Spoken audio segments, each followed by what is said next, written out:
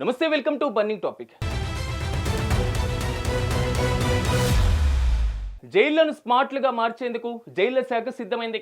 ఖైదీల కదలికలను నిరంతరం పర్యవేక్షించేందుకు ఆర్టిఫిషియల్ ఇంటెలిజెన్స్ సాంకేతికతను వినియోగించుకునేందుకు కర్ణాటక ప్రభుత్వం గ్రీన్ సిగ్నల్ ఇచ్చింది. జైళ్లలో అసాంఘిక కార్యకలాపాలు, మొబైల్ ఫోన్ల వాడకం, డ్రగ్స్ వినియోగం వంటి చట్ట విరుద్ధ పనులకు చెక్ పెట్టేందుకు కర్ణాటక జైళ్ల శాఖ కీలక నిర్ణయం తీసుకుంది. రాష్ట్రంలో జైళ్లను స్మార్ట్లుగా మార్చేందుకు రెడీ అయిపోతుంది. ఖైదీల కదలికలను నిరంతరం పర్యవేక్షించేందుకు ఏఐ సాంకేతికత వినియోగించుకునేందుకు గ్రీన్ సిగ్నల్ ఇచ్చేసింది. ఇందుకోసం ప్రివెన్షన్ ట్రాకింగ్ మూవ్మెంట్ సిస్టమ్ను అమలు చేయడానికి రాష్ట్ర ప్రభుత్వం ఆమోదం తెలిపింది. ఈ సాంకేతికతను ముందుగా పైలట్ ప్రాజెక్టుగా బెంగళూరులోని పరప్పన్ అగ్రహార సెంట్రల్ జైలులో అమలుకు శ్రీకారం చుట్టింది. ఖైదీలపై నిఘా పెట్టాలని కర్ణాటక ప్రభుత్వం నిర్ణయం. జైళ్లలో ఏఐ ట్రాకింగ్ సిస్టమ్, ఖైదీల కదలికలపై నిఘా, జైళ్ల పరిపాలనలో పూర్తి పారదర్శకత, జవాబుదారీతనమే లక్ష్యం.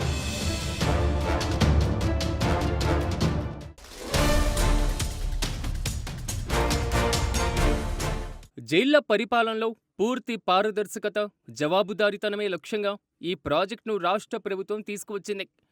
2.25 కోట్ల రూపాయల అంచనా వ్యయంతో చేపడుతున్నటువంటి ఈ వ్యవస్థను కేవలం 3 నెలల్లో పూర్తి చేయాలని జైళ్ల శాఖ లక్ష్యంగా పెట్టుకుంది.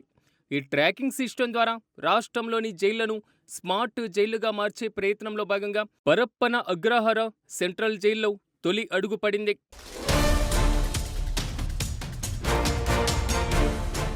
జైలులోని ప్రస్తుతం ఉన్నటువంటి సీసీ కెమెరాలకు ఆర్టిఫిషియల్ ఇంటెలిజెన్స్ సాంకేతికతను యాడ్ చేస్తారు. జైలులోని ఖైదీల అనుమానాస్పద కదలికలను ఆటోమేటిక్గా గుర్తించేలా వ్యవస్థను మెరుగుపరచనున్నారు. సందర్శకులను కలిసిన తర్వాత ఖైదీలు స్ట్రైట్గా తమ బ్యారెక్లకు వెళ్లకుండా ఇతర ప్రాంతాలలో వెళ్లడాన్ని నిరోధించడానికి బయోమెట్రిక్తో కూడిన టోకెన్ వ్యవస్థను తీసుకురానున్నారు. ఈ డిజిటల్ టోకెన్లలో ఖైదీల వివరాలు, సమయం రిజిస్టర్ చేసి ఉంటాయి. దీంతో ఖైదీలు తమ గమ్యస్థానానికి చేరుకున్న వెంటనే ఆ వివరాలు సాఫ్ట్వేర్లో అప్డేట్ అవుతాయి.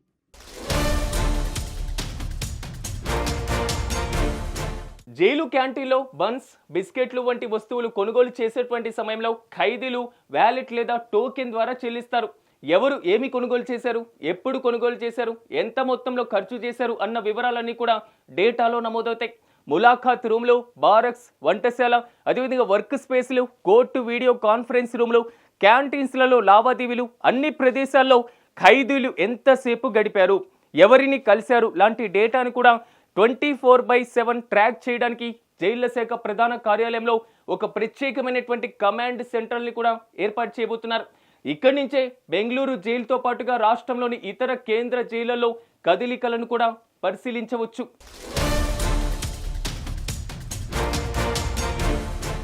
ప్రస్తుతం బెంగళూరులో సుమారు 5,000 మంది ఖైదీలు ఉన్నారు. వారానికి 2 సార్లు మాత్రమే 10 నిమిషాల ఫోన్ మాట్లాడే అనుమతి ఉండడం వల్ల క్యూ ఎక్కువగా ఉంటుంది.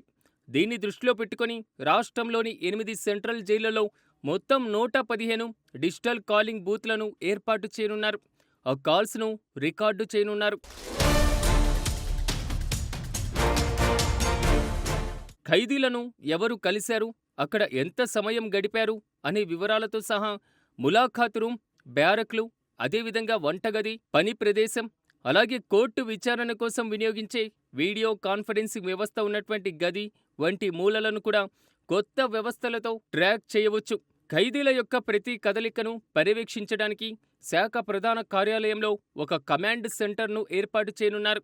దీని ద్వారా ఖైదీల యొక్క పూర్తి కదలికలు, వారు ఎవరెవరిని కలవడం జరిగింది, ఎంత సమయం మాట్లాడడం జరిగింది, ఎవరు వచ్చి వారిని కలిసి మాట్లాడారు, వారికి సంబంధించినటువంటి వివరాలు ఏ విధంగా ఉన్నాయి, జైలు లోపల ఖైదీల యొక్క కదలికలను పర్యవేక్షించేటువంటి ఒక సమగ్రమైనటువంటి అంశం. పరప్పర అగ్రహార జైలు రాష్ట్రంలోని ఇతర కేంద్ర జైళ్ల ఖైదీలను కేంద్ర కారాగారంలోని కమాండ్ సెంటర్ ద్వారా పర్యవేక్షించవచ్చని ఓ సీనియర్ అధికారి తెలిపారు. జైళ్ల శాఖలో పలు కీలకమైనటువంటి సంస్కరణలు తీసుకువచ్చేందుకు వ్యూహాత్మకమైనటువంటి నిర్ణయాలతో కర్ణాటకలోని జైళ్ల శాఖ కీలక నిర్ణయాలు తీసుకుంటున్నాయి. ఈ నేపథ్యంలో రాష్ట్రంలో జైళ్లను మరింత మెరుగ్గా తయారవుతాయని ప్రభుత్వం భావిస్తుంది.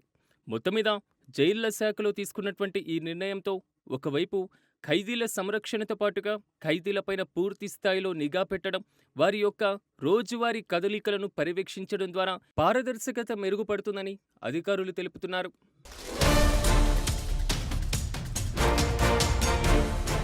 డిజిటల్ నిఘాతో పాటుగా విచారణలో ఉన్నటువంటి ఖైదీలు, శిక్ష పడినటువంటి ఖైదీలు కలిసి నేరాలకు ప్లాన్ చేయకుండా నిరోధించడంపైన అధికారులు ఫోకస్ పెట్టారు.